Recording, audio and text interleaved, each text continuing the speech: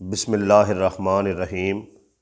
जनाब DC शेखुपुरा साहब और जनाब AC तहसील शरकपुर साहब मुतवज्जा होन। DAP की बोरी जिहड़ा खाद की वो 6700 रुपया उसका रेट है और उसका योमिया रेट जिहड़ा वो वधाया जा रहा है। पहले 7000 किया गया, फिर 7200, फिर 7500 और हुण 8000 रुपया वसूल किया जा रहा है और मज़ीद जिहड़ा ये अगे वधना है।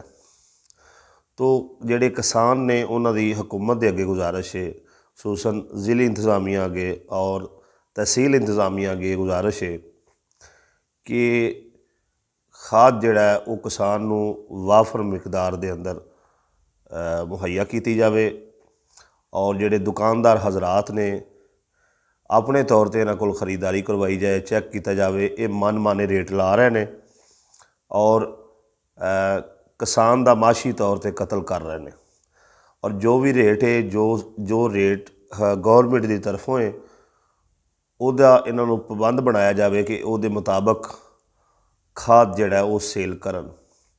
किसान इस मामले बहुत परेशान है। बराए करम इंतज़ामिया इसका नोटिस लवे, किसान खुशहाल होवेगा तो यकीनन साडा मुल्क जिहड़ा वो खुशहाल होवेगा।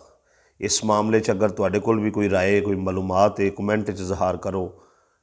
मेरे WhatsApp नंबर 0306 15 12 144 पर मैसेज करके भी तुसी अपनी राय का इजहार कर सकते हो।